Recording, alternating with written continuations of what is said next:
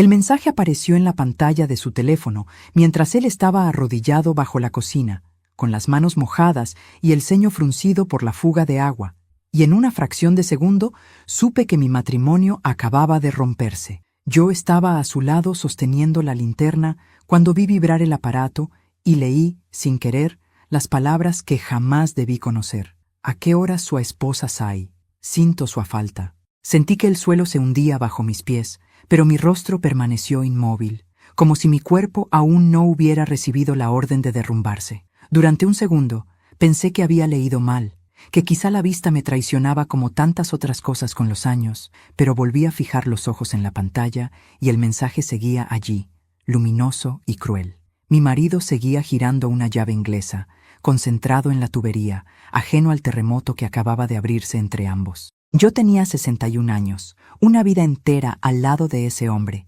hijos ya grandes, una rutina gastada por la costumbre, y aún así, en ese instante, volví a sentirme como una muchacha engañada por primera vez. No dije nada, no retiré la mano de la linterna, no hice un solo gesto que delatara el incendio que me ardía en el pecho. Solo esperé a que él terminara de ajustar la pieza, a que el agua dejara de gotear y a que limpiara sus manos en el trapo colgado del horno. Entonces, con una calma que yo misma desconocía, tomé su teléfono de la encimera y fingí que necesitaba ver la hora. Leí nuevamente el mensaje, y antes de que el miedo pudiera detenerme, mis dedos comenzaron a escribir una respuesta que cambiaría el curso de nuestras vidas. Pero antes de continuar, quiero hacerte una invitación muy especial. Suscríbete al canal y deja tu me gusta. Esto me ayuda a ver que me apoyas y disfrutas de mis historias. Y comenta aquí abajo desde qué ciudad nos estás viendo. Ahora, continuemos. Escribí temblando, cuidando cada letra para que pareciera la voz de mi marido y no la mía. Podevir, Ela Hasayu. Pulsé enviar y dejé el teléfono exactamente donde estaba. Cuando él regresó a la cocina, yo ya estaba sentada a la mesa, con el corazón golpeándome las costillas como un animal encerrado. Habló del trabajo, de la presión del agua, de un cliente molesto, y yo asentía como si el mundo siguiera intacto. Minutos después, la campanilla de la puerta sonó con un timbre nítido que cortó la conversación en dos. Mi marido se levantó para abrir, aún con el trapo en la mano, y yo me quedé sentada, rígida, con una extraña lucidez en la mirada.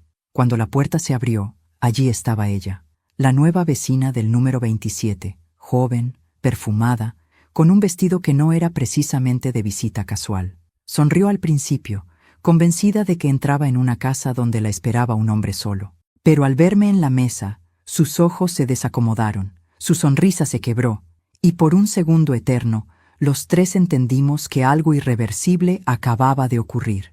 Mi marido tardó un segundo de más en comprender la escena. La miró a ella, me miró a mí, volvió a mirarla, y su rostro empezó a perder el color. La vecina balbuceó una disculpa torpe, dijo un nombre que no era el mío, y comprendí que yo había entrado por error en una conversación que llevaba tiempo desarrollándose a mis espaldas. Él intentó reír, presentarla como una confusión sin importancia, pero sus manos temblaban tanto que el trapo cayó al suelo mojado. Yo tenía 61 años, y de pronto, el recuerdo de todas las pequeñas ausencias comenzó a ordenarse dentro de mí como piezas de un rompecabezas cruel. Las llegadas tarde, las duchas prolongadas, el teléfono siempre boca abajo, los mensajes borrados con rapidez. Todo aquello que yo había preferido no mirar por temor a destruir la frágil calma de mis días, se levantaba ahora como una marea incontenible. La vecina seguía de pie junto a la puerta, deseando desaparecer, y yo comprendí que ella no era el problema más profundo. Fui yo quien habló primero, con una voz tan serena que hasta a mí me sorprendió. Le pregunté a la muchacha si deseaba sentarse, ofrecí un vaso de agua, y ella me miró como si hubiera perdido la razón. Mi marido intentó interrumpirme, pero lo hice callar con un gesto mínimo de la mano. Le pedí a ella que repitiera el mensaje que me había enviado, que lo leyera en voz alta para todos. La vergüenza comenzó a treparle por el cuello como una mancha viva. Ella abrió la boca, miró a mi marido buscando ayuda y no encontró nada en su rostro salvo un pánico mal disimulado. Supe entonces que él también entendía que el juego había terminado.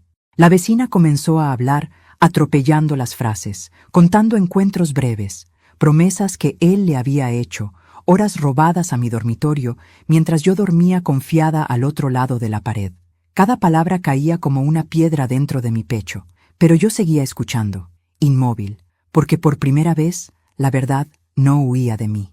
Cuando terminó, mi marido dio un paso hacia adelante, levantó la voz, quiso culparla, quiso culparme también.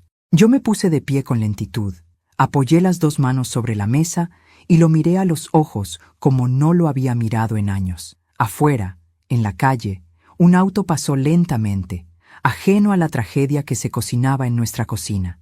Y entonces comprendí que aquel mensaje no solo había revelado una traición, había encendido una hoguera que consumiría todo lo que yo creyera seguro.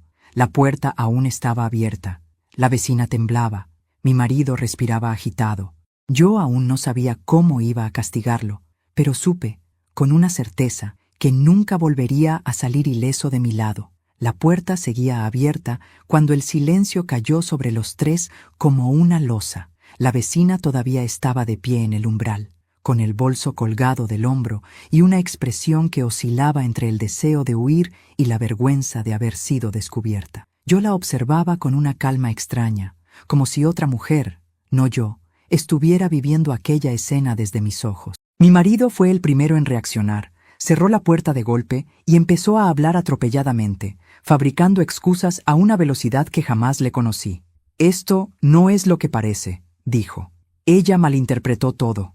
Solo vino a preguntar por la tubería del patio». La vecina apretó los labios.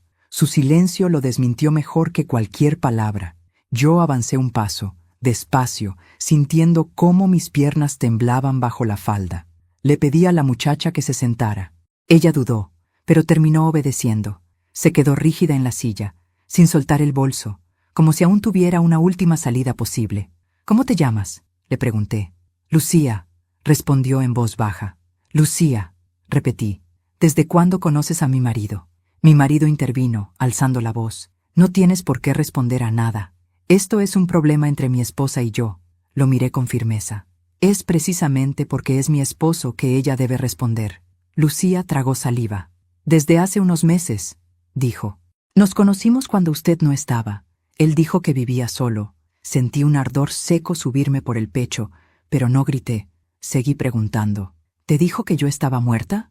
¿O que me había ido?». Ella negó con un movimiento mínimo. Dijo que era viudo. Mi marido retrocedió un paso, como si la palabra le hubiera dado un golpe. «Estás inventando», murmuró.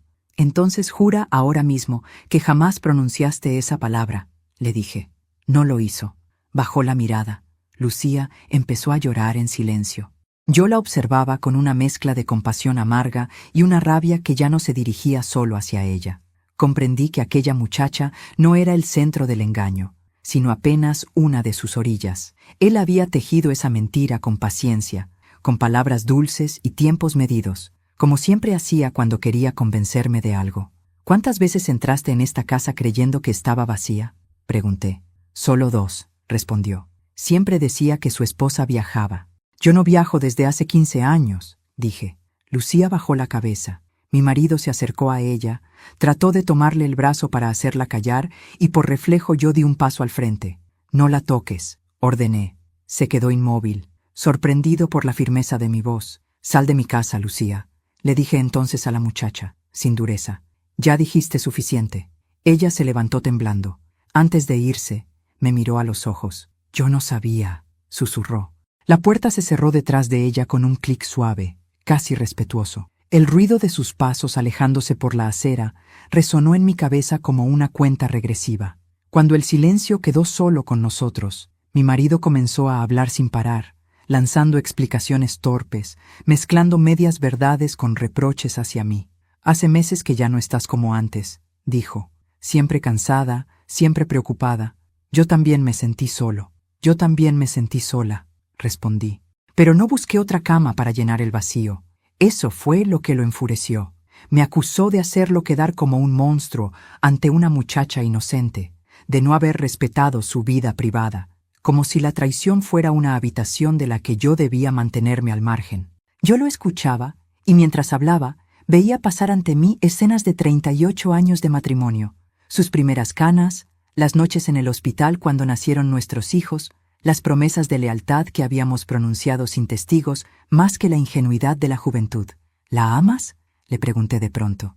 Se quedó en silencio. ¿La amas?, insistí. No es eso, dijo al fin. Es solo un desliz. Reí, pero no de alegría. Un desliz no escribe mensajes pidiendo que yo salga de mi propia casa. Eso lo desarmó. Golpeó la mesa con el puño y comenzó a culparme de todo, de haber envejecido, de haberme vuelto rutinaria, de ya no mirarlo como antes. Cada palabra era una piedra lanzada con fuerza, pero yo sentía que algo dentro de mí ya no se quebraba con facilidad. Era como si la decepción hubiera alcanzado un punto tan alto que el dolor, al final, se transformaba en claridad. «Vete», le dije de pronto. Me miró con incredulidad. «¿Cómo?» «Vete hoy», repetí. «Llévate tus cosas y vete. Esta también es mi casa, no para traiciones». Se rió con una mueca amarga. «¿Crees que puedes echarme por una tontería?» «No te echo por ella», respondí. «Te echo por ti». Eso lo enloqueció. Comenzó a recoger cosas de cualquier manera, empujando una silla, tirando ropa dentro de una bolsa. Yo lo seguía con la mirada, inmóvil, como si el movimiento fuera ajeno a mí. En el trayecto hacia el dormitorio dejó caer su teléfono. La pantalla se encendió al chocar contra el piso. Instintivamente lo recogí. Y entonces, como una herida que vuelve a abrirse, vi más mensajes. No uno, decenas, números diferentes, nombres que yo no conocía, horas que tampoco recordaba haber vivido con él. Me senté en la cama con el teléfono en la mano, mientras él seguía corriendo de un lado a otro, sin darse cuenta de que su propio descuido acababa de desnudarlo más de lo que él imaginaba. Comencé a leer mensajes cariñosos, citas programadas, mentiras repetidas con naturalidad. No era una aventura, era una costumbre. Cuando finalmente notó que yo tenía el teléfono en la mano, se quedó paralizado. «Dámelo», ordenó. «No», avanzó un paso. «Dámelo ahora. No vuelvas a levantarme la voz», dije con una calma que no sabía que existía en mí. «Ya me gritaste demasiados años en silencio». El aire de la habitación se volvió denso. Él entendió entonces que aquella mujer que durante décadas había evitado la confrontación ya no estaba allí. «¿Cuántas son?», pregunté. No respondió. «¿Cuántas?», insistí. «No lo sé», murmuró. «¿Y desde cuándo?». «Desde que tú te alejaste. Yo nunca dejé esta casa», dije. «Fuiste tú quien se fue, aunque regresaras cada noche». Se sentó en el borde de la cama con los hombros caídos. Por primera vez lo vi viejo de verdad, no por sus arrugas, sino por su cobardía al descubierto. «Vete», repetí con suavidad final. «Si te quedas una noche más, solo lograrás que te odie». Se levantó sin mirarme, tomó la bolsa y salió. Yo escuché el motor de su auto alejarse unos minutos después, llevándose con él la máscara que jamás volvería a ponerse dentro de mi casa. Me quedé sola. Caminé por cada habitación tocando los objetos como si acabara de mudarme a una vivienda desconocida. La mesa donde desayunábamos, el sillón donde dormíamos siestas breves, el espejo donde me maquillaba para ocasiones que ya no existirían. En la cocina, aún goteaba la llave que él no había terminado de ajustar. Observé el agua caer una gota tras otra, como si marcara el nuevo tiempo de mi vida. Fue entonces cuando sentí, por primera vez desde que había leído aquel mensaje, el peso verdadero de lo ocurrido. No lloré enseguida. Me senté en la silla donde había estado Lucía y apoyé la frente en mis manos. Comprendí que la traición no siempre se manifiesta con golpes estruendosos. A veces se filtra, gota a gota, durante años, hasta que la estructura completa se derrumba sin hacer ruido. Esa noche dormí sola por primera vez en casi 4 décadas. Dormí poco, interrumpida por imágenes, por recuerdos que ahora se resignificaban con una luz cruel. Al amanecer, me levanté con el rostro cansado, pero con una certeza que me sorprendió. Lo que había comenzado con un mensaje no terminaría con una simple separación. Algo más profundo, más oscuro y más decisivo estaba despertando en mí. Y todavía yo no imaginaba hasta dónde sería capaz de llegar. Amanecí con la sensación de haber vivido una vida ajena dentro de mi propia casa. El espacio a mi lado en la cama estaba vacío, pero no era un vacío reciente, era un hueco antiguo que recién ahora aprendía a nombrar. Me levanté despacio, con el cuerpo torpe por la falta de sueño, y recorrí el pasillo como si fuera la primera vez. Todo tenía el mismo lugar de siempre, Pero nada era igual. La traición, cuando por fin se acepta, reacomoda los muebles del alma con violencia silenciosa. Preparé café para uno. El sonido de la cafetera hirviendo me resultó extraño. Durante 38 años ese ruido había sido compartido. 2 tazas, 2 cucharitas, 2 rutinas superpuestas. Ahora solo una humeaba sobre la mesa. Me senté frente a ella y me permití, por primera vez desde la noche anterior, repasar con calma todo lo que había decidido no ver durante años. No era verdad que no hubiese señales. Las hubo. Pequeñas al principio, casi inocentes. Un celular que comenzó a acompañarlo hasta el baño. Duchas largas después de llegar tarde.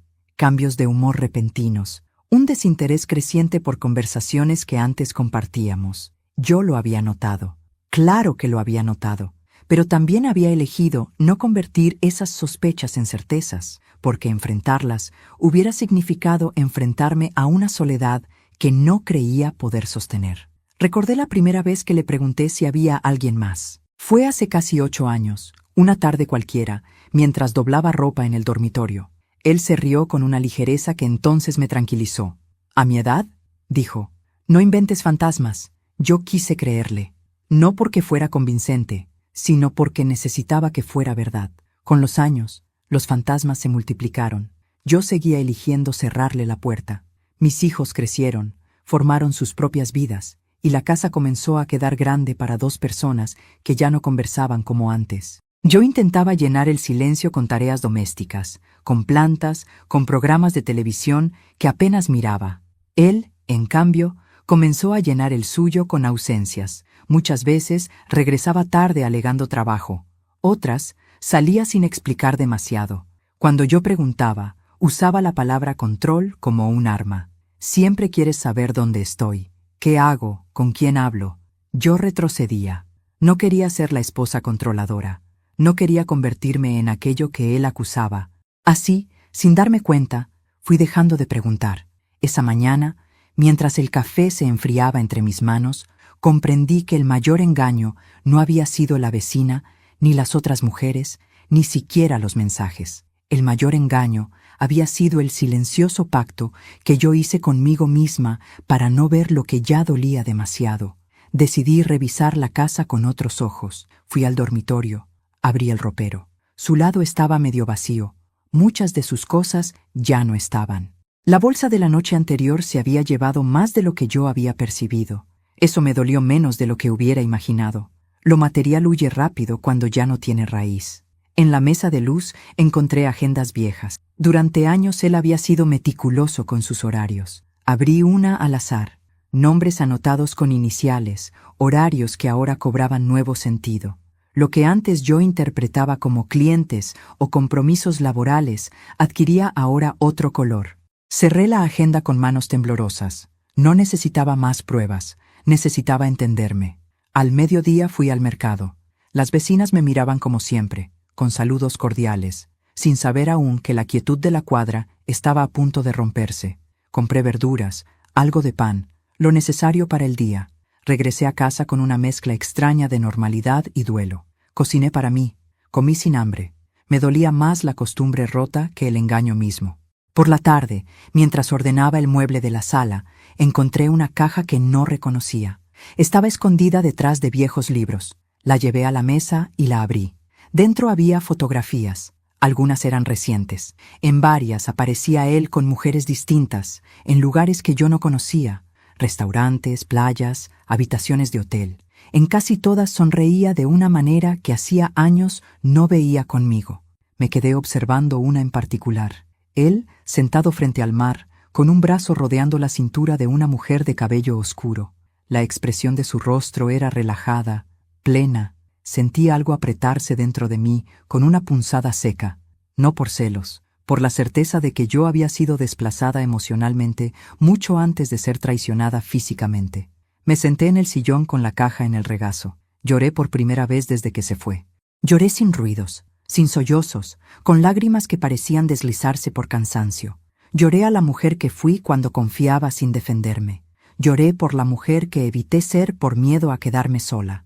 Lloré por las veces que preferí creer una excusa antes que escuchar mi propia intuición. Y, mientras lloraba, Algo comenzó a cambiar. No fue rabia de inmediato, fue una claridad áspera, lenta, como el amanecer después de una tormenta. Comprendí que no podía deshacer el pasado, pero sí podía dejar de justificarlo. Comprendí que mi dolor no provenía solo de su traición, sino también de mis renuncias. Me levanté del sillón con un cansancio distinto, pero acompañado ahora de una determinación silenciosa. Guardé las fotografías otra vez en la caja, no para protegerlo, sino para tenerlas cuando fuera necesario. Ya no iba a ser la mujer que se tapa los ojos para no sufrir. Al caer la noche, mi teléfono sonó. Era una de mis hijas. «Mamá, papá no llegó a casa», dijo. «Tiene el teléfono apagado». «Ya no vive aquí», respondí. Silencio al otro lado. «¿Qué pasó?». Respiré hondo. Pasó lo que tenía que pasar desde hace mucho tiempo. No expliqué más. No era aún momento de desnudar la herida frente a ellos. Cada verdad necesita su propio tiempo para ser pronunciada. Esa noche cené algo ligero y me preparé para dormir. El lado vacío de la cama seguía allí, pero ya no me provocaba la misma angustia que al amanecer. Antes de apagar la luz, miré el techo largo rato. Me sentía extrañamente lúcida. Vulnerable, sí, pero también despierta. Comprendí que había vivido muchos años ajustándome para no molestar, cuidando mis palabras, midiendo mis preguntas, reduciendo mis sospechas. Había aprendido a encogerme para que el otro tuviera espacio. Ahora era yo quien necesitaba ocupar el mío. No sabía aún qué iba a hacer con todo lo que había descubierto. Solo tenía una certeza firme, sosteniéndome por dentro como una columna nueva. Ya no iba a mirar hacia otro lado. El pasado que nunca quise ver estaba ahora frente a mí, sin sombras, sin disfraces. Y yo, por primera vez en mucho tiempo, estaba dispuesta a mirarlo completo, aunque me doliera. Porque había algo que empezaba a nacer entre los escombros. No era venganza todavía, era conciencia. Pasaron 2 días desde que mi marido abandonó la casa sin dejar rastro. 2 días en los que apenas salí, en los que el teléfono sonó poco y el silencio habló demasiado. Yo me movía entre las habitaciones como una visitante de mi propia vida, tocando las paredes como si aún no estuviera segura de que aquellas eran realmente mías. La traición lo había contaminado todo de una manera que no se veía, pero se sentía en cada rincón. La mañana del tercer día, mientras regaba las plantas del frente, vi a Lucía cruzar la calle con paso inseguro. Dudó antes de tocar el timbre. Yo la observé desde la ventana unos segundos, sorprendida por su atrevimiento y por la extraña calma que sentí al verla allí, expuesta, sin el amparo de la mentira. Abrí la puerta antes de que se arrepintiera. «Vine a pedirle perdón», dijo sin rodeos, «y a decirle algo que usted tiene derecho a saber». No la invité a pasar de inmediato. La observé con atención. Sin maquillaje, sin aquel vestido ajustado de la primera noche, parecía apenas una muchacha asustada. Finalmente la dejé entrar. Nos sentamos en la cocina, en el mismo lugar donde todo había estallado. Le ofrecí agua. Aceptó con manos temblorosas. «Yo no sabía que estaba casado», repitió. «Se lo juro». «Eso ya no cambia nada», respondí.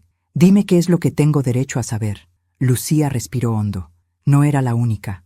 Sentí un estremecimiento seco recorrerme la espalda. «¿A qué te refieres?», pregunté. «Hay otras mujeres del barrio», dijo.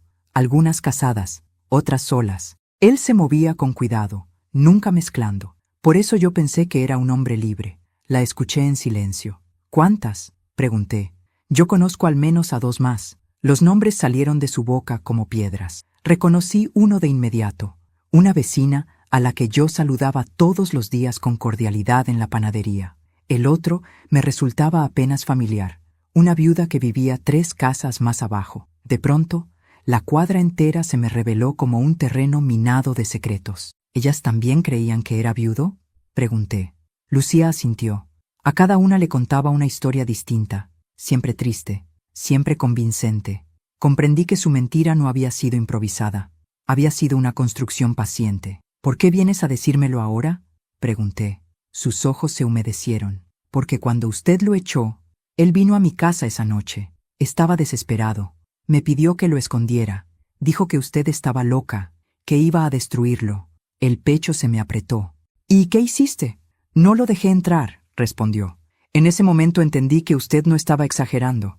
Guardé silencio unos segundos. «Vete, Lucía», le dije al fin, Y no vuelvas a cruzar esta puerta. Se levantó, avergonzada. Antes de irse, se volvió hacia mí.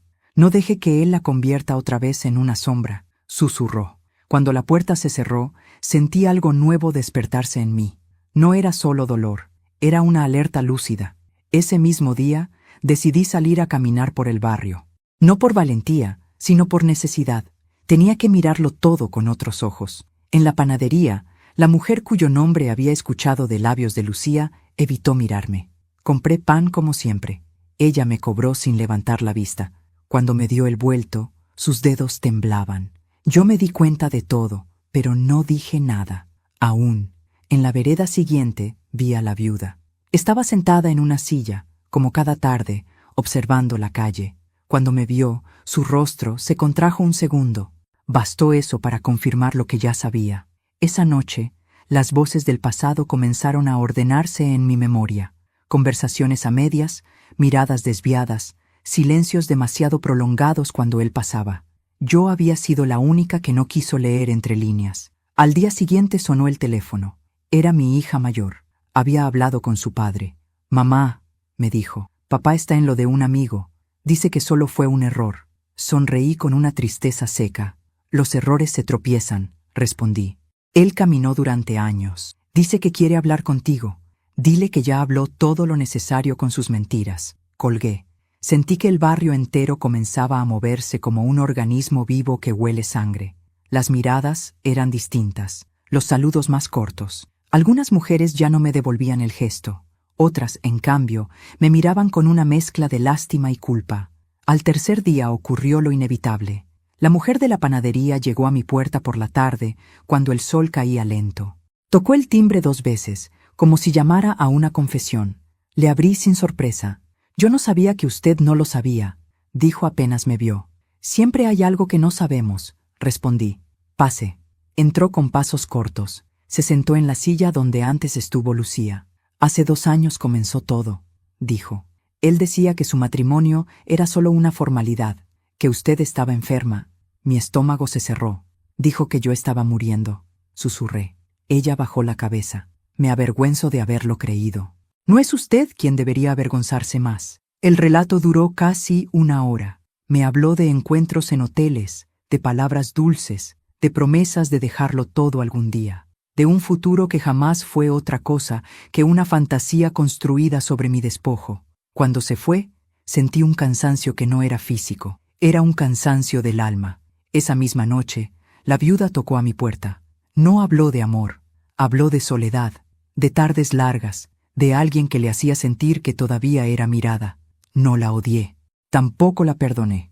La comprendí desde un lugar distante, y así, en menos de 1 semana, su doble vida dejó de ser secreta. El barrio comenzó a murmurar sin disimulo. Lo que antes se susurraba, ahora se nombraba. Algunas esposas discutían en voz alta con sus maridos, otras me evitaban. La casa que durante años fue solo un hogar tranquilo para una mujer mayor, se convirtió, sin quererlo, en el centro de una grieta que recorría toda la cuadra. Yo observaba todo con una calma cada vez más firme. Ya no era la esposa engañada que lloraba en silencio, era la mujer que sabía. Fue entonces cuando comprendí algo más profundo. Mi marido no solo me había traicionado a mí, había tejido un sistema de engaños donde todos terminaban ensuciados de una forma u otra. Yo había sido la base invisible que sostenía esa red sin saberlo. Esa noche, sola en mi habitación, abrí el cajón donde guardaba documentos antiguos. Saqué papeles de nuestra casa, cuentas, recibos, escrituras. Por primera vez, los miré con la intención de defenderme, no de compartir. Entendí que el engaño emocional no era lo único que debía corregirse. Había patrimonio, decisiones, herencias, derechos que yo jamás había cuestionado por miedo a romper la ilusión de familia. Y la ilusión ya estaba rota. Mientras ordenaba esos papeles, recibí un mensaje de un número desconocido. Solo 2 palabras. «Tenemos que hablar». Supe de inmediato que era él. No respondí. Porque por primera vez en 38 años, el tiempo de las explicaciones se había terminado. Ahora comenzaba el tiempo de las acciones. No respondí a su mensaje aquella noche. Dejé el teléfono boca abajo sobre la mesa, como tantas veces antes lo había visto hacer él, y comprendí con una claridad amarga que ese gesto, tan simple, también había sido parte de su lenguaje secreto. Dormí poco. Soñé que caminaba por un pasillo interminable lleno de puertas cerradas. En cada una de ellas estaba escrita una mentira diferente, y yo ya no tenía fuerzas para abrirlas todas. A la mañana siguiente, mientras desayunaba, el timbre sonó.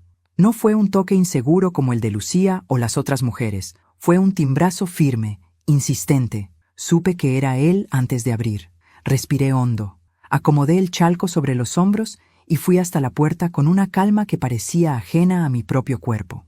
Estaba de pie en el umbral, con el rostro cansado, ojeroso, sin el aire de seguridad que siempre lo había acompañado. Detrás de él, su auto mal estacionado en la acera era la prueba de que no pensaba quedarse mucho tiempo. Aún así, yo sabía que aquella visita no sería breve. «Tenemos que hablar», dijo. «Ya hablamos durante años», respondí. «Pasa». Entró sin mirarme. Se sentó en la silla de la cocina donde tantas veces había desayunado. Yo permanecí de pie, frente a él, como si de algún modo esa altura simbólica me sostuviera. «Esto se salió de control», comenzó. «Las mujeres del barrio te están llenando la cabeza». «Ellas solo confirmaron lo que yo ya vi con mis propios ojos», dije. «No sabes lo que es estar solo», respondió con un hilo de voz. «Yo sí», repliqué. «He estado sola incluso durmiendo a tu lado». Guardó silencio unos segundos. «Fue un error largo», murmuró al fin, «pero puedo arreglarlo». «Lo único que puedes arreglar», le dije, «es marcharte sin seguir ensuciándolo todo». Golpeó la mesa suavemente con los dedos. «No seas injusta. Construimos una vida juntos, y tú la desmontaste pieza por pieza sin pedirme permiso». Levantó la mirada, por primera vez enfrentándome. «¿Qué quieres entonces? ¿Divorcio? ¿Que todos me señalen como el villano del barrio? Quiero algo que tú nunca supiste darme sin prometerlo antes». «¿Verdad?», apretó los labios. «La verdad es que me asfixiaba esta rutina. Tú siempre tan correcta, tan igual. Yo necesitaba sentir que aún estaba vivo». Esas palabras, dichas con una franqueza cruel, me atravesaron más que cualquier mentira anterior. Me apoyé en el respaldo de la silla para no perder el equilibrio.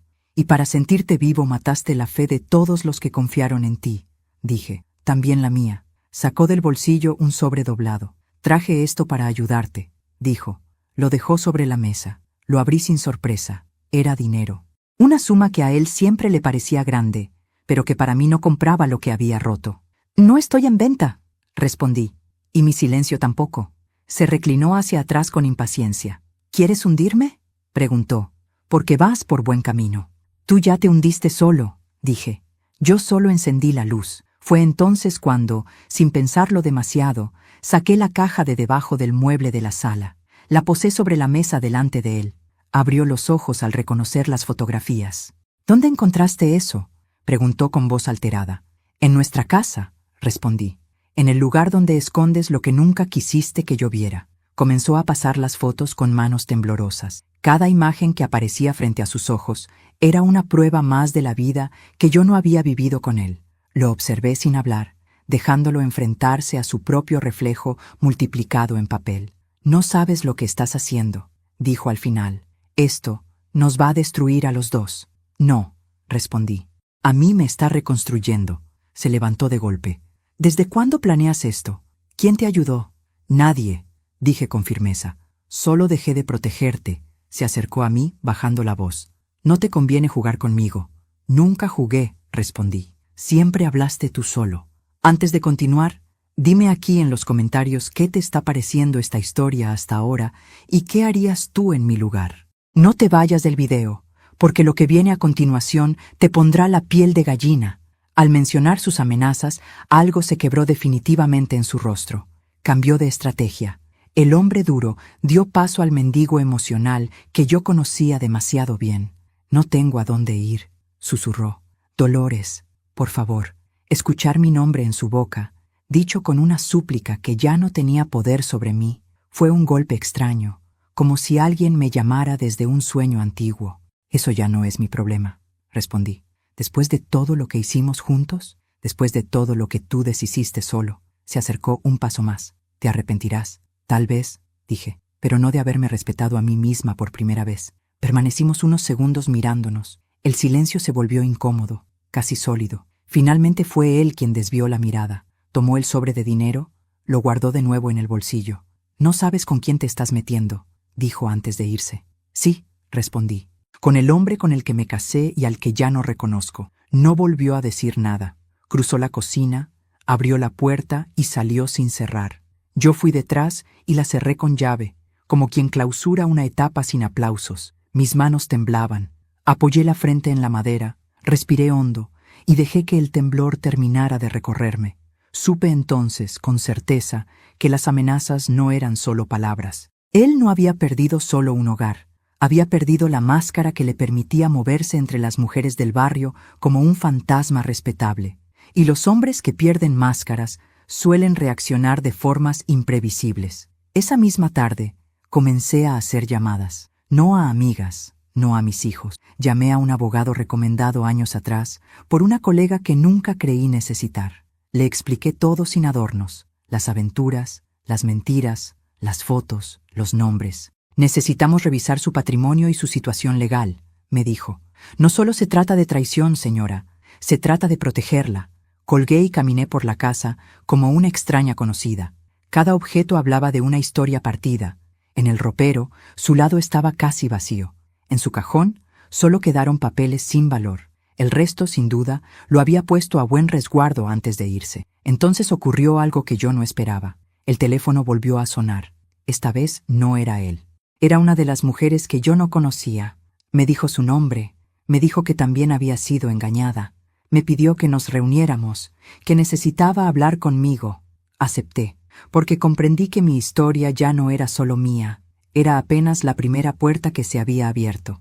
Nos reunimos 2 días después en una cafetería pequeña, lejos del barrio, como si ambas temiéramos que las paredes conocidas escucharan.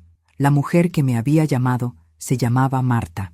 Tenía poco más de 50 años, el rostro cansado y las manos siempre en movimiento. Apenas nos sentamos, comenzó a hablar sin rodeos, como quien lleva demasiado tiempo conteniendo una verdad. Él me dijo que estaba separado. Confesó que su esposa vivía en otra ciudad, que ustedes ya no tenían nada. Yo asentí sin sorpresa.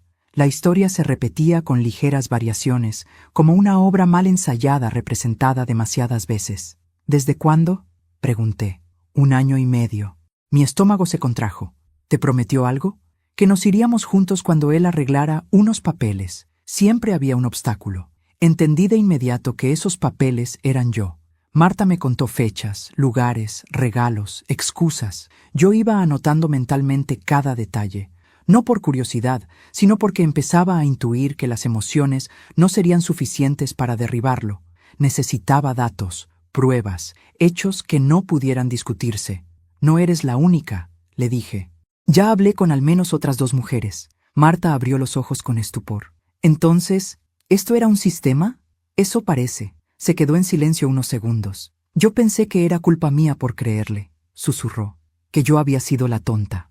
«No», respondí con firmeza. «Las mentiras son responsabilidad de quien las fabrica». Nos despedimos con un acuerdo tácito. Si alguna recibía un nuevo mensaje, lo compartiría con la otra. Caminé de regreso a casa con una calma extraña. No era alivio, era enfoque. Esa misma tarde me reuní con el abogado. Le entregué las fotografías, nombres, mensajes que yo había copiado del teléfono antes de que él se lo llevara definitivamente. El abogado escuchó todo sin interrumpirme. Tomó notas. Cuando terminé, se apoyó en el respaldo de la silla. «Su marido no solo ha sido infiel», dijo. «Ha construido una red de engaños que puede tener consecuencias patrimoniales serias si se demuestra que usó bienes comunes para sostener estas relaciones». «¿Eso qué significa?», pregunté. «Que él puede haber gastado dinero del matrimonio en hoteles, regalos, alquileres, viajes, y eso es reclamable». Sentí un escalofrío lento recorrerme. ¿Puedo recuperar ese dinero? Si se prueba, sí. Por primera vez desde la traición, una palabra se encendió en mí con una potencia nueva: justicia. Comenzamos a revisar extractos bancarios, tarjetas, movimientos de los últimos años. Yo había confiado tanto en él que casi nunca miraba los estados de cuenta con atención. Ahora, cada cargo que aparecía frente a mí era una huella. Restaurantes en días en que yo sabía que él trabajaba hasta tarde. hoteles en ciudades donde yo jamás había estado. Comprendí que mi ingenuidad había financiado su doble vida. Esa noche, sola en la sala, extendí todos los papeles sobre la mesa. Parecía una investigación policial improvisada por una mujer que hasta hacía poco solo se ocupaba de sus plantas y de la ropa limpia. Sin embargo, algo en mí se había despertado con una precisión que yo misma desconocía. Ya no estaba persiguiendo un marido infiel.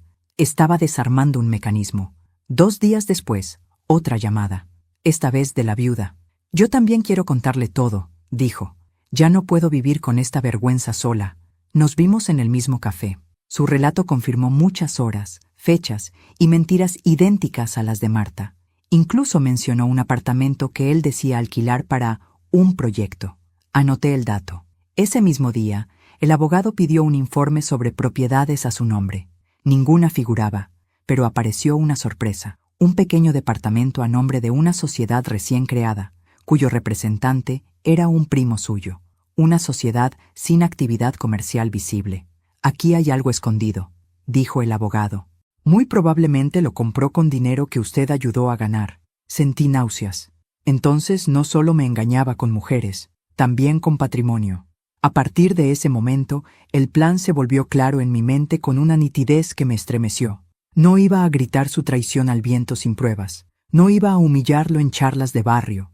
Iba a hacerlo donde más le dolería a un hombre como él, en aquello que siempre había cuidado más que a mí, su imagen económica y social. Comencé a moverme en silencio. Pedí copias de escrituras antiguas, revisé seguros, busqué contratos, llamé discretamente a un viejo amigo de la familia que trabajaba en impuestos. Le pedí orientación sin mencionar nombres. Me dio más pistas de las que yo esperaba. Cada noche regresaba a casa cansada, pero con la mente despierta. Ya no esperaba mensajes suyos, ya no miraba la puerta como si fuera a entrar. Él había quedado fuera de mi rutina, como un objeto retirado de una habitación. A la semana recibí un mensaje suyo. Tenemos que hablar de dinero. Sonreí por primera vez desde el descubrimiento. No respondí. Poco después, otro mensaje. No te conviene meterte en cosas que no entiendes. El miedo, comprendí entonces, estaba cambiando de lado. Marta y la viuda aceptaron declarar como testigos si hacía falta. Yo no les pedí que lo hicieran. Lo ofrecieron solas, porque el engaño compartido, cuando se ilumina, genera un pacto silencioso entre quienes fueron utilizados. Esa noche, mientras ordenaba nuevamente los documentos, comprendí algo fundamental. La venganza que yo estaba construyendo no tenía forma de grito, ni de bofetada, ni de escándalo público. Era mucho más lenta, y por eso mismo más irreversible. 3 días después, el abogado me llamó con una voz distinta. Encontramos transferencias periódicas a la cuenta de la sociedad de su primo. ¿Desde cuándo? Desde hace 4 años. 4 años. 4 años sosteniendo una vida paralela con dinero que también era mío. Esto recién comienza, dijo, pero ya tenemos suficiente para citarlo. Colgué el teléfono con una serenidad que me asustó por su profundidad. Me senté en el sillón, miré mis manos, ya sin temblor, y pensé en el hombre que había dormido a mi lado durante casi 4 décadas, el que ahora se escondía en casas ajenas, creyendo que aún podía manejar los hilos. Esa noche soñé con una telaraña enorme. Él estaba en el centro, confiado. Yo no rompía los hilos, solo tocaba uno, y toda la estructura comenzaba a colapsar. Al despertar, entendí que ya no había marcha atrás. Mi plan no era destruirlo por rabia.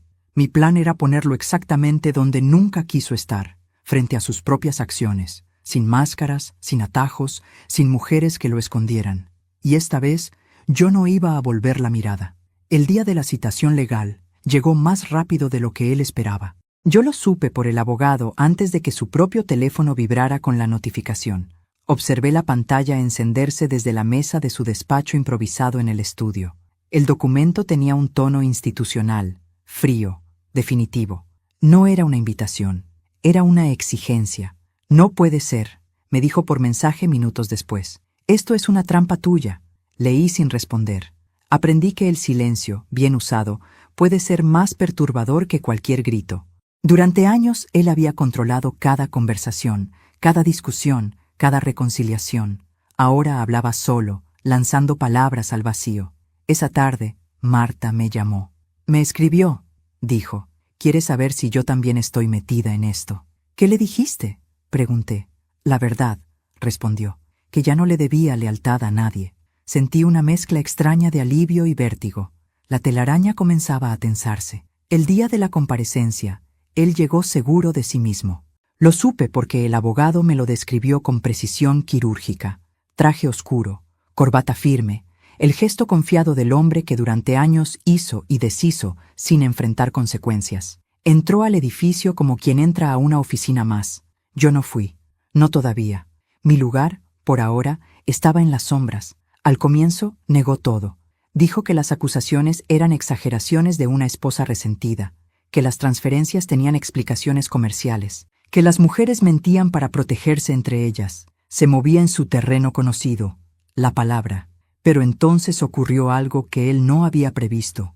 El abogado presentó los contratos de la sociedad fantasma, mostró las fechas, los montos, las correlaciones exactas con los gastos de hoteles, restaurantes y alquileres. Mostró también los mensajes de Marta y de la viuda, con fechas, lugares, encuentros, no como chismes, como pruebas. Por primera vez desde que lo conocía, su discurso se quebró.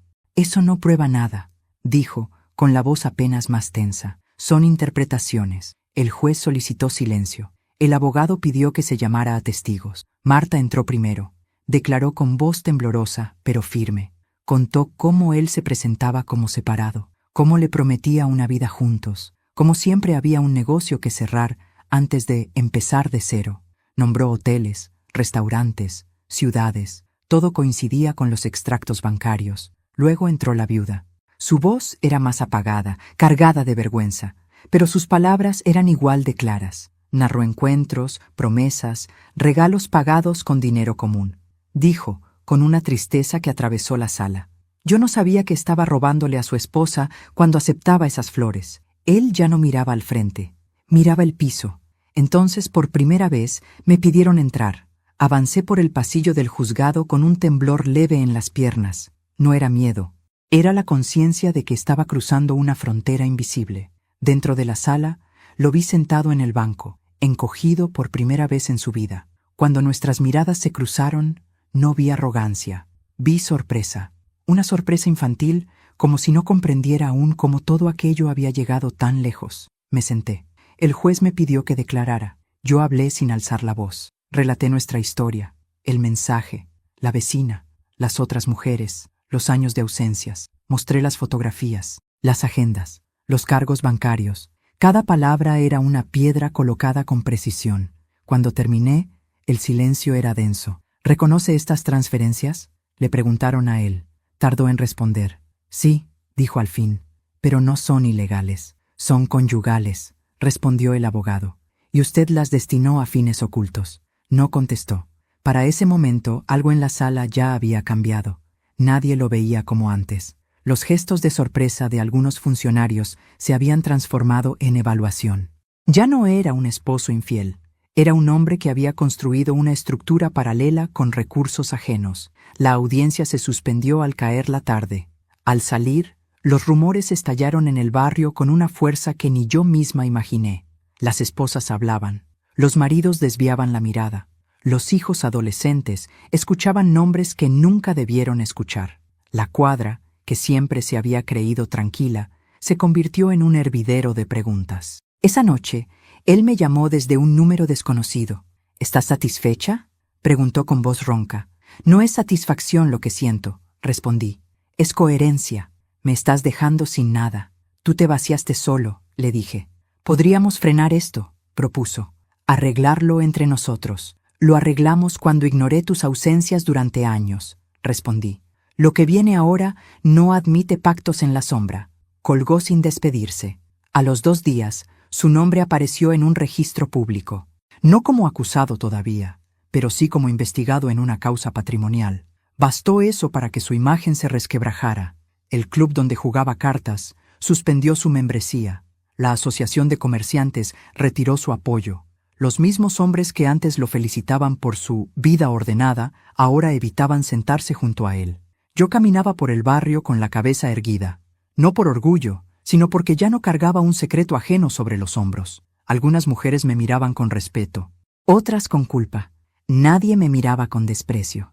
Una tarde, volviendo del mercado, él apareció frente a mí en la vereda. «Tenemos que hablar», dijo. «Ya hablamos en los tribunales», respondí. «No así», insistió. «Mira lo que me estás haciendo». Lo observé sin apuro. Su rostro estaba demacrado. El traje que tantos años le dio seguridad le quedaba ahora como un disfraz gastado. «Mírate», continuó. «Estás destruyendo a tu propia familia». «La destrucción ocurrió cuando mentiste la primera vez», dije. «Yo solo dejé de protegerla». «Te quedarás sola», amenazó. «Lo estaba incluso contigo», respondí. Quiso tomarme del brazo. Me aparté con un gesto firme. «No vuelvas a tocarme», dije. «Ya no te pertenece ni siquiera ese derecho». Retrocedió un paso, sorprendido. «No sabes lo que hiciste», murmuró. «Sí», le respondí. «Por primera vez lo sé exactamente». Me fui sin mirar atrás. Esa noche entendí que él había pasado de creerse dueño de la partida a convertirse en ficha dentro de un tablero mayor. Por primera vez en 40 años, ya no decidía el ritmo de los acontecimientos. Y eso, para un hombre como él, era el verdadero castigo, porque aún no había perdido todo, pero ya había perdido lo que siempre creyó invulnerable, su control. El primer golpe visible no vino de los tribunales, sino de su propia casa. 2 días después de que su nombre apareciera como investigado, el amigo que lo había estado hospedando le pidió que se fuera. Yo no lo supe por él, sino por mi hija menor, que me llamó al anochecer con la voz agitada.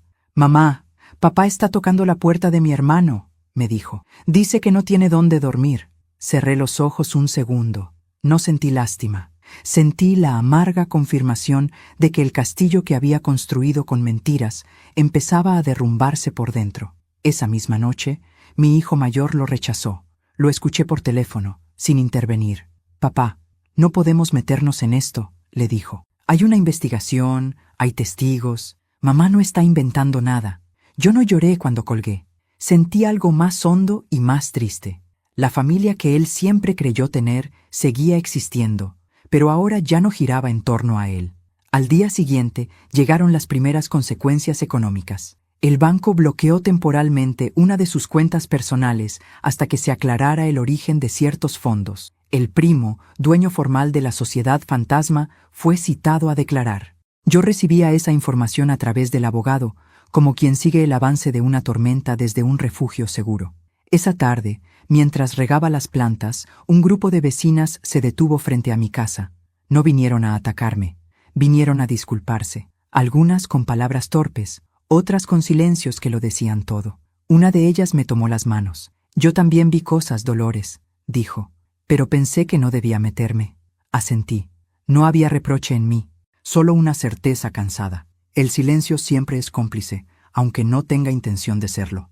Esa misma noche, él volvió a escribir desde otro número. «Me están cerrando todas las puertas». Leí el mensaje sin responder. Minutos después, otro. «Diles la verdad, que exageraste. Aún podemos frenar esto». Apagué el teléfono. Al tercer día, ocurrió algo que jamás imaginé ver. La viuda, aquella que había aceptado verme con vergüenza, apareció en su puerta y delante de varios vecinos le devolvió un reloj que él le había regalado. «No quiero nada tuyo», le dijo, «ni siquiera tus recuerdos». Los murmullos se multiplicaron como fuego en pasto seco. Él intentó explicarse. Nadie escuchaba ya. Por la tarde recibió la notificación de que debía entregar voluntariamente las llaves del pequeño departamento a nombre del primo, mientras durara la investigación. El abogado del primo, enterado de la causa, buscaba protegerse. Los aliados empiezan a huir cuando el barco se inclina. Esa misma noche, él se presentó en mi puerta por última vez. Lo vi a través de la mirilla. Estaba sin abrigo, con la camisa arrugada, los ojos hundidos por el cansancio. Durante un instante, pensé en abrir, en dejarlo hablar, en cerrar el círculo con palabras, pero algo dentro de mí ya no necesitaba ningún final hablado. Tocó 2 veces. «Dolores», dijo desde el otro lado. «Por favor». Me apoyé en la puerta. Sentí su respiración al otro lado de la madera como un eco lejano de todo lo que habíamos sido, pero no abrí. «No puedo dormir en el auto», murmuró. «No tengo a dónde ir». «Busca un lugar donde no hayas mentido», respondí con la voz baja pero firme. «Allí quizá encuentres techo». Silencio. «Te estás vengando», dijo al fin. «Me estoy salvando», respondí. Oí sus pasos alejarse. No volví a mirar por la mirilla. Aquella puerta, para mí, ya estaba cerrada desde hacía tiempo. 2 días después, recibió la citación formal por malversación de bienes conyugales. No era aún una acusación penal, pero la presión aumentaba. Las pruebas se acumulaban. Los testigos ya no se escondían. Su nombre, antes respetado, comenzaba a circular asociado a una sola palabra: engaño. Mis hijos me llamaban todos los días, no para preguntarme por él, para preguntarme por mí. «Mamá, ¿estás bien?», me decían. Y por primera vez en muchos años respondía sin mentir: «Sí, estoy bien». La noche en que perdió a todos fue silenciosa. Ningún escándalo, ningún grito, ninguna escena de barrio. Fue la noche en que nadie respondió a sus llamadas. La noche en que apagaron las luces del último lugar donde aún creía tener refugio. Marta me escribió tarde. Lo vi en un bar, solo. Nadie se le acercaba. Leí el mensaje con una mezcla de pena remota y una firmeza que ya no se quebraba. El hombre que durante años había repartido promesas como monedas, ahora solo recibía miradas que huían. Los días siguientes fueron un desfile de pequeñas pérdidas para él, una tras otra. 2 clientes cancelaron contratos. El club de cartas lo expulsó definitivamente. Una antigua amistad evitó saludarlo en la calle. Yo lo observaba todo desde una distancia que me protegía sin aislarme. No participaba del señalamiento, pero tampoco lo frenaba. Él había vivido demasiado tiempo oculto detrás de una imagen que ahora se desprendía sola. Una tarde, mi hija mayor vino a visitarme. Se sentó frente a mí con los ojos cansados. «Papá nos pidió que habláramos contigo», me dijo. «¿Para qué?», pregunté. «Quiere que intercedas. Cree que aún puedes detener el proceso patrimonial». Respiré hondo. «Dile que hay cosas que ya no me pertenecen, ni siquiera para defenderlas». Mi hija me miró largo rato. Luego tomó mi mano. «Estoy orgullosa de ti», dijo. Sentí que algo se acomodaba dentro de mí con esa frase. No necesitaba más recompensas. Al anochecer, sonó el teléfono una vez más. Era él. «Lo perdí todo, Dolores», dijo sin rodeos. «Perdiste lo que construiste sobre mentiras», respondí. «Lo que era verdadero se quedó con cada uno de nosotros». «¿Eso incluye nuestro matrimonio?», preguntó con una voz que por primera vez sonaba sincera. Miré por la ventana. Las luces del barrio parpadeaban en la distancia. «Nuestro matrimonio terminó mucho antes de esa noche en la cocina», dije. «Solo que recién ahora tú te diste cuenta». Colgué sin esperar respuesta. Aquella noche dormí profundamente. No tuve pesadillas. No soñé con él. Cuando desperté, el amanecer entraba por la ventana como un regalo simple. Preparé café. Tomé una taza lenta. Por primera vez desde el principio de todo, sentí que el miedo había perdido su lugar en mi rutina. Él había perdido casa, reputación, vínculos, prestigio. Pero aún no había enfrentado la verdadera caída. Esa que no depende de los otros, sino del juicio final sobre uno mismo. Y ese momento, lo sabía ya, estaba por llegar. La verdadera condena no cayó con el primer fallo judicial ni con los documentos sellados. Cayó lentamente, como cae la vergüenza cuando ya no queda nadie a quien convencer. Él quedó suspendido en un limbo extraño, técnicamente libre, socialmente aislado, emocionalmente desarmado. Yo lo observaba desde lejos, no por crueldad, sino porque ya no era capaz de acercarme a un hombre que había construido su identidad sobre una ficción. El abogado me informó que el proceso patrimonial avanzaba a mi favor. Parte del dinero desviado debía ser restituido. El pequeño departamento pasaría a revisión definitiva. No era aún una victoria completa, pero ya no había marcha atrás. «Él sabe que va a perder», me dijo por teléfono. «Por eso insiste en buscarla a usted, no por amor, por necesidad». Cerré los ojos un momento. Necesidad. Qué palabra tan frágil cuando se la confunde con arrepentimiento. Los hijos comenzaron a dividir sus miradas. El mayor se mantenía firme a mi lado. La menor oscilaba entre la pena por su padre y la protección hacia mí. El mediano simplemente guardaba silencio. Yo no los presionaba. Cada uno debía acomodar su propio duelo, porque también ellos habían perdido una versión de su padre que ya no existía. Una tarde, mientras ordenaba viejas cajas en el altillo, encontré un cuaderno que él había usado en los primeros años de nuestro matrimonio. Era una libreta de tapas gastadas, llena de números, proyectos, sueños. La hojeé sin intención, como quien mira un álbum ajeno. Entre aquellas páginas descubrí al hombre que yo había amado, inseguro, ambicioso, esperanzado. Me quedé mirando una anotación fechada 35 años atrás. Cuando tenga estabilidad, dejaré de mentir. La frase me hizo temblar. Era el mismo hombre, la misma promesa que jamás cumplió. Esa noche lo soñé. No había reproches ni gritos, solo caminaba hacia mí por un camino largo y polvoriento. Cuando llegaba, me pedía agua. Yo le mostraba un pozo seco. Al despertar comprendí algo que me estremeció. Yo ya no esperaba disculpas. Las disculpas, cuando llegan tarde, se parecen demasiado a un intento de aliviar la propia culpa. 2 días después, él logró algo que hasta entonces había evitado: entrar en mi casa, no por la puerta, sino por mi hijo menor, que abrió sin pensar. Lo encontré de pie en la sala, con el rostro agotado, sostenido apenas por un orgullo que ya no tenía fuerza. «No vengo a pelear», dijo. «Vengo a despedirme. Las despedidas se hacen cuando aún hay algo que conservar», respondí. «Voy a irme del barrio», dijo. «Nadie me quiere aquí». «El cariño no se pierde de golpe», dije. «Se gasta». Se sentó lentamente en el sillón, donde tantas veces habíamos visto televisión juntos. «No duermo», confesó. «No como. No hablo con nadie. Todo lo que toco se me cae de las manos». «Eso es lo que ocurre cuando se vive sosteniendo demasiadas mentiras», respondí. «Un día pesan más que uno mismo». Me miró con los ojos enrojecidos. «No quise hacerte esto», dijo. «Pero lo hiciste», respondí. «Yo también sufrí», agregó casi como un niño. «El sufrimiento no convierte en justo a quien lo provoca», dije con calma. Guardó silencio un largo rato. Luego sacó del bolsillo un objeto que reconocí de inmediato: mi antiguo anillo de compromiso, el que yo había dado por perdido hacía muchos años. «Nunca lo vendí», dijo. «Siempre lo llevé conmigo». Lo depositó sobre la mesa, con un gesto torpe. «Esto era tuyo», dijo. Lo miré sin tocarlo. «Ya no», respondí. «Ese anillo pertenece a una mujer que ya no existe». Sus ojos se llenaron de lágrimas. No lloró. Contuvo el llanto con una rigidez que solo demostraba hasta qué punto estaba roto. «¿Nunca me perdonarás?», preguntó. Pensé en la palabra como si la viera escrita por primera vez. «No se trata de perdón», respondí. «Se trata de consecuencias». «Entonces, ¿qué queda para mí?», preguntó. Miré alrededor de la sala, los muebles, las fotografías familiares que aún colgaban de las paredes. «Te queda hacerte responsable de tu propia historia». Se levantó con esfuerzo. «Todo esto empezó con un error», murmuró. «No», dije. «Todo esto empezó con una elección». Y se repitió miles de veces. Se aproximó a la puerta sin mirarme. Antes de irse, se detuvo un instante. «Yo sí te amé», dijo. Respiré hondo. «Tal vez», respondí, «pero te amaste más a ti mismo».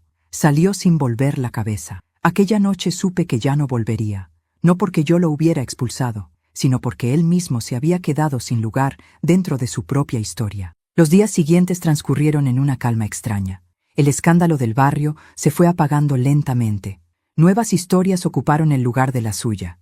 Yo retomé actividades que había abandonado sin darme cuenta. Caminatas largas, lecturas, tardes de café con viejas amigas que nunca me habían juzgado. Una mañana recibí la notificación judicial definitiva. La restitución económica estaba aprobada. Parte del dinero regresaría a mí. El departamento pasaría a ser administrado hasta su venta. Leí el documento con una serenidad que jamás imaginé sentir frente a algo así. Lo había logrado, pero la victoria no me produjo euforia. Me produjo una tristeza mansa, honda, como la que se siente cuando un capítulo largo se cierra sin posibilidad de reescritura. Esa misma tarde, mi hija me mostró un mensaje de su padre enviado al grupo familiar. «Me voy». Solo eso. Nadie respondió. Yo tampoco. Esa noche, mientras apagaba las luces de la casa, entendí que la sentencia más dura no había sido dictada por ningún juez. Había sido dictada por la suma de sus propias decisiones. Él ya no tenía enemigos, ni conspiradores, ni traidores a quienes culpar. Solo se tenía a sí mismo. Y eso, para un hombre que siempre huyó de su propio reflejo, era una condena más feroz que cualquier castigo legal. El día que supe que todo había terminado, no llegó con sirenas ni con gritos. Llegó con una carta deslizada bajo mi puerta, escrita con su letra temblorosa. La sostuve entre los dedos como quien aloja un animal herido, sabiendo que, al abrirla, algo se acabaría para siempre esa noche. La carta no pedía dinero ni perdón. Pedía un último encuentro. Decía que se iría del país, que ya no tenía nombre en ninguna parte. Leí esas líneas sin prisa, sin rabia, con una calma que solo llega cuando el dolor ya fue vivido hasta el fondo de mi vida. Acepté verlo al amanecer, frente al río donde paseábamos cuando éramos jóvenes. Llegué primero. El agua arrastraba hojas secas como si también estuviera despidiéndose del verano. Cuando él apareció, su figura era apenas una sombra cansada dentro de un cuerpo que había perdido su antigua arrogancia sin ruido ni testigos. No corrí a sus brazos, no ofrecí consuelo. Nos miramos como se miran dos desconocidos que lo fueron todo. Él habló primero, con la voz rota, diciendo que nada le había salido bien sin mí. Yo escuché sin interrumpir, con esa piedad distante que no se confunde con amor jamás. Me pidió que retirara la denuncia, que lo dejara comenzar de nuevo en otra ciudad. Me habló de culpa, de miedo, de noches sin dormir, y entonces, por primera vez, sentí que el poder había cambiado de manos, no por venganza, sino por una verdad que ya no podía negar. Le devolví una carpeta con copias de todo lo que había perdido por su engaño: dinero, tiempo, dignidad. Le dije que aquello no era para humillarlo, sino para que nunca volviera a negar lo que hizo. Sus hombros se hundieron al comprender que no había regreso posible para ninguno de los dos. Antes de irse, me preguntó si aún lo amaba. La pregunta flotó entre nosotros como una brasa apagada. Le respondí la verdad simple que tardé décadas en aprender. El amor sin respeto se convierte en una deuda impagable. Bajó la cabeza como quien recibe una absolución tardía sin aplausos finales. Se fue caminando despacio, sin mirar atrás. Yo me quedé junto al río, observando cómo el sol rompía las nubes bajas. En ese reflejo dorado, entendí que la venganza no fue verlo caer, sino levantarme yo, sin cargar su peso en la espalda por primera vez desde que era joven. Regresé a casa con pasos nuevos, como si mis pies hubieran aprendido otra forma de apoyarse en el mundo. Vendí el departamento, ordené papeles, repartí recuerdos, doné lo que dolía conservar. No era huida, era limpieza lenta, profunda, necesaria para respirar sin sombras y seguir viviendo con la frente alta. Hoy escribo estas líneas con 61 años y un silencio que ya no asusta. Perdí un esposo, pero gané mi nombre. Él partió sin despedidas. Yo me quedé con la vida entera por delante, incluso a esta edad donde muchos creen que todo ya está decidido para siempre. Hoy despierto con el sol entrando despacio por la ventana, sin miedo a encontrarme con una sombra al lado. El silencio ya no pesa. A veces incluso lo agradezco. Preparó café solo para mí. Lo tomo sin prisa, mirando cómo el vapor se eleva como si también estuviera aprendiendo a ser libre. Nunca imaginé que a los 61 años podría sentirme tan viva, tan dueña de mis pasos, tan en paz con mi propia historia. Durante semanas pensé que mi vida había terminado cuando él se fue, que yo había quedado vacía, rota, fuera del tiempo. Pero el dolor, aunque brutal, también me obligó a mirarme de frente, y lo que vi fue una mujer que había resistido en silencio durante décadas sin darse cuenta de su propia fuerza. Una mujer que se acostumbró a callar para no perder a los demás, hasta que estuvo a punto de perderse a sí misma para siempre. Hoy ya no espero llamadas, ya no temo el sonido del timbre, ya no bajo la voz para no molestar. Mi casa volvió a ser mi refugio, no el escenario de una mentira. Mis hijos me miran distinto ahora, no como a una madre frágil, sino como a una mujer que se levantó cuando todo parecía perdido. Y yo misma me miro así, con una mezcla de orgullo humilde y gratitud temblorosa. Aprendí que la traición no rompe solo el corazón, también rompe las cadenas invisibles que uno no sabía que llevaba. Aprendí que el amor propio no se hereda, se construye a veces a través del dolor más oscuro. Y aprendí que nunca es tarde para elegirte, aunque tengas canas, arrugas y una vida entera detrás. Si tú que me escuchas hoy estás viviendo algo parecido, quiero que te lleves esto contigo. No estás sola, no estás solo y no estás condenado a quedarte donde ya no hay respeto. Siempre existe un después. A veces duele cruzarlo, pero vale la pena cada lágrima. Y ahora, antes de despedirme, quiero hacerte una invitación muy especial desde el corazón. Suscríbete al canal y deja tu me gusta. Eso me ayuda muchísimo a seguir compartiendo historias reales, duras, pero llenas de esperanza. Y déjame en los comentarios desde qué ciudad nos estás viendo, ¿Qué te pareció esta historia? ¿Y qué habrías hecho tú en mi lugar? Me encanta leerte. Gracias por quedarte hasta el final. Gracias por escucharme. Y gracias por acompañarme en este nuevo comienzo.